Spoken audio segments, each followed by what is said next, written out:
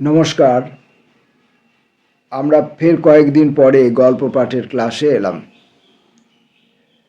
আমরা পরপর রাজশেখর বসু ওরফে পরশুরামের গল্প পড়ছিলাম। আজকে আমরা পরশুরামের দুটো গল্প পড়ব, খুব ছোট্ট ছোট্ট দুটো গল্প। পরশুরামের গল্প স্বাভাবিকভাবে একটু বড় হয়। আমার মতো ক্ষীণ প্রাণীর পক্ষে ওই বড় গল্পটি পাঠ করা, মানে পাঠ করে ভিডিও করা একটু কষ্টকর হয়। আজকে ছোট ছোট দুটো গল্প আশা করছি পড়তে পারবো। প্রথম গল্পটি উপেক্ষিত আর দ্বিতীয় গল্পটি উপেক্ষিতা। আমরা প্রথমে আসি উপেক্ষিত। শহর ফতেহাবাদ, সময় অপরাহ্ন। শাহজাদি জবরুন্নিসা দিলতোরবাগ উদ্যানে একাকিনী বসিয়া আছেন। সমান্তরাল তরুশ্রেণীর শীর্ষে অস্তরাগ ঝিকমিক করিতেছে। ডালে ডালে হাজার বুলবুলের কাকলি, গোলাপের ফোয়ারায় রামধনুর রংবাহার, ফুলে ফুলে চারিদিক ছয়লাভ।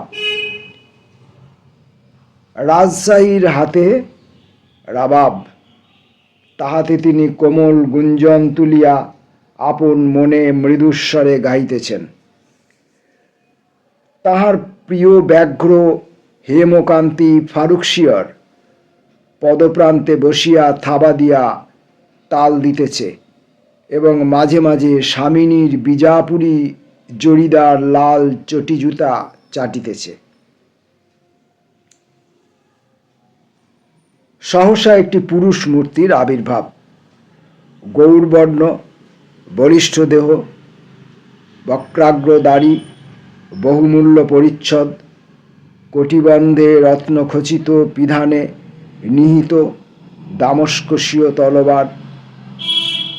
ইনি সুবিখ্যাত কোপ্তা খাঁ, বাদশাহের সেনাপতি ও দক্ষিণ হস্ত। জবরুন্নিসা চমকিত হইয়া বলিলেন, এ কি কোপ্তা খাঁ, তুমি এখানে? সেনাপতি কহিলেন, হা সুন্দরী, আজ আমি একটা হেস্তনেস্ত করিতে চাই। তুমি বহুকাল আমাকে ছলনা করিয়াছ, আজ জবান খুলিয়া বলো আমাকে বিবাহ করিবে কি না। জবরুন্নিসা কন্দর্প চাপতুল্য তাহার ভ্রুযুগল কুঞ্চিত করিয়া বলিলেন, বেওকুফ, তুমি কাহার সঙ্গে কথা কইতেছ? ছিলে নগণ্য কিজিলব সকৃতদাস, আজ বাদশাহের দয়ায় সেনাপতি হইয়াছ। ব্যাস, ওইখানেই ক্ষান্ত হও, অধিক ঊর্ধ্বে নজর দিও না। কোপ্তা খাঁ যথোচিত ভীষণতা সহকারে একটি অট্টহাস্য হাসিলেন। বলিলেন, শাহজাদি, কে তোমার পিতাকে তক্তে চড়াইয়াছে? মারহাট্টার আক্রমণ কে বারবার রোধ করিয়াছে? কাহার অনুগ্রহে তোমার এই ভোগৈশ্বর্য, এই হীরা জহরত, এই লীলা উদ্যান, এই হাজার বুলবুল মুখরিত বুস্তা? ইনশাল্লাহ যান, একটি অঙ্গুলির হেলনে সমস্ত ভূমিস্বাদ করিতে পারি। আজ হিন্দুস্থানের প্রকৃত মালিক কে?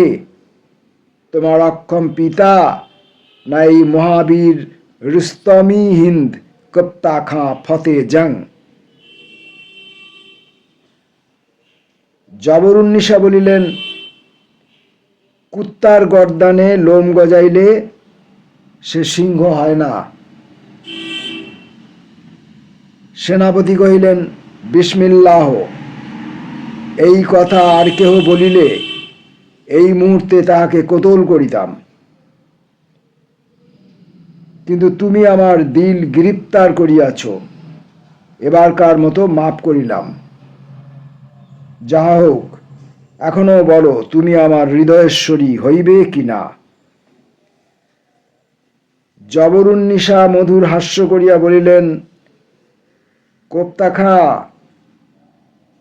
তুমি কি কবি হাফেজের সেই বয়েসটি জানো না? কুকুর বারবার ঘেউ ঘেউ করে, কিন্তু সিংহী একবারেই গর্জায়। ইহার পর কোন পুরুষই বা স্থির থাকিতে পারে, বিশেষত সেই দারুণ মুঘল যুগে? কোপ্তা খা হুঙ্কার করিয়া কহিলেন, ইলহামদুলিল্লাহ শাহজাদি, তবে আল্লাহর নাম স্মরণ করিয়া মৃত্যুর জন্য প্রস্তুত হও। কোষ হইতে সরাক করিয়া অসি নির্গত হইল। কোপ্তা খা, তুমি আমাকে নিতান্তই হাসাইলে। এই বলিয়া শাহজাদি অন্যমনস্কভাবে গুনগুন করিয়া গাহিতে লাগিলেন, চল চল চম্বেলি বাঘ পর মেরা বাঘ কো খিলাউঙ্গি। অসহ্য! কোপ্তা খা নিষ্ঠুর হস্তে তলবার ঝলকাইয়া উঠিল। সহসা শূন্যে যেন সৌদামিনী খেলিল। একটি হিল্লোলিত কাঞ্চনকায়া নিমেষের তরে উৎক্ষিপ্ত হইয়া আবার ভূতলে পড়িল। একটু অস্ফুট আর্তনাদ, একটু ছটফটানি, তারপর সব শেষ। সন্ধ্যার অন্ধকার ঘনীভূত হইতেছে। জব্বরুন্নিসা তখন যন্ত্রে ঝঙ্কার তুলিয়া গাহিতেছেন, ऐसे বেদরদি কে পালে পড়ি হুঁ। তাঁর পোষা বাঘটি ভোজন সমাপ্ত করিয়া পরম তৃপ্তির সহিত শৃক্কণী পরিলেহন করিতেছে। তাহার বাঁয়ে কোপ্তা খাঁর পাগড়ি, ডাহিনে ছিন্ন ইজার কাবা জব্বা, সম্মুখে কিঞ্চিত হাড়। পরশুরাম এই গল্পটি লিখেছিলেন 1929 সালে, বাংলার 1336 সালে। এবারের গল্পটি উপেক্ষিতা, এটি আরো ছোট।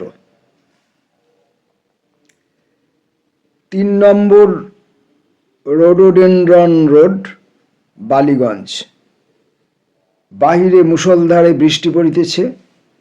ড্রয়িং রুমে পিয়ানোর কাছে উপবিষ্ট গরিমা গাঙ্গুলি, তাহার সম্মুখে ইজি চেয়ারে চটক রায়। ঘরে আসবাব বেশি নাই, কারণ গরিমার বাবার ঢাকায় বদলির হুকুম আসিয়াছে। অধিকাংশ জিনিস প্যাক হইয়া আগেই রওনা হইয়া গিয়াছে। এই চটক ছেলেটি যেমন ধনী তেমনি মিষ্টভাষী, বিনয়ী, বাধ্য। চিমটি কাটিলেও টু শব্দ করে না। যাহাকে বলে নারীর মনুষ্য, অর্থাৎ লেডিজ ম্যান। না হইবে কেন? সে যে 5 বৎসর বিলাতে থাকিয়া সেরেফ এটিকেট অধ্যয়ন করিয়াছে। এমন সুপাত্র আজকালকার বাজারে দুর্লভ। গরিমার পিতামাতা কলিকাতা ত্যাগের পূর্বেই কন্যাকে বাগদত্তা দেখিতে চান। তাই তাহারা যাত্রার পূর্ব সন্ধ্যায় ভাবী দম্পতিকে বিশ্রামভালাপের সুযোগ দিয়া দোতলায় বসিয়া সুসংবাদের প্রতীক্ষা করিতেছেন। কিন্তু আলাপ তেমন জমে নাই। গোটা 15 গান শেষ করিয়া গরিমা তৃতীয়বার জানাইল, কাল আমরা যাচ্ছি। চটক বলিল, ও হায় রে, বিদায় বার্তার এই কি উত্তর? গরিমার কথা জোগাইতেছে না। আবার বলিল, সেই ভুটানি গজলটা গাইব কি? না, এবার ওঠা যাক। সে কি হয়, আগে বৃষ্টি নামুক। চটক চেয়ারে বসিয়া নীরবে উসখুস করিতে লাগিল। মিনিট দুই পরে আবার বলিল, এইবার উঠি। গরিমা ভাবিতেছিল, কবি বৃথাই লিখিয়াছেন, এমনও দিনে তারে বলা যায়। এই বাদল সন্ধ্যা কি নিষ্ফল হইবে? চটকের কি হইল? কেন সে পলাইতে চায়? তাহার কিসের অস্বস্তি, কিসের অস্থিরতা? গরিমার মোহিনী শক্তি আজ তাহাকে ধরিয়া রাখিতে পারিতেছে না। সেই ভেটকিমুখী বেহায়া মেনি মিত্তিরটা চটককে হাত করে নাই তো? হবেও বা, যা গায়ে পড়া মেয়ে। গরিমা তাহার কণ্ঠাগত ক্রন্দন গিলিয়া ফেলিয়া বলিল, আর একটু বসুন। কিন্তু চটক বসিল না। চেয়ার হইতে লাফাইয়া উঠিয়া বলিল, না, চললুম, গুড নাইট। বৃষ্টির নিরবিচ্ছিন্ন ঝমঝমানি ভেদ করিয়া চটকের মোটর গুঞ্জরিয়া উঠিল। গেল। যাহা বলিবার তাহা না বলিয়াই চলিয়া গেল। ভোঁপ ভোঁপ, দূরে, বহু দূরে। গরিমা কাঁদিবার জন্য প্রস্তুত হইয়া চটকের পরিত্যক্ত চেয়ারে দেহলতা এলাইয়া দিল। তাহার পরেই এক লাফ ভীষণ সত্য সহসা প্রকট হইল। বেচারা চটক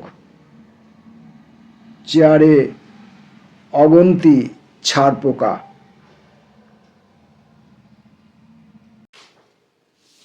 এই উপেক্ষিতা গল্পটি পরশুরাম লিখেছিলেন ইংরেজির 1929 সালে, অর্থাৎ বাংলার 1336 সালে। মানে দুটো গল্প একই সময়, একই বছরই লেখা, হয়তোবা একই সময়ে বা পরে পরেই, আগে পরেই লেখা হয়তোবা। যাই হোক, গল্প দুটো কেমন লাগলো জানাতে ভুলবেন না। নমস্কার।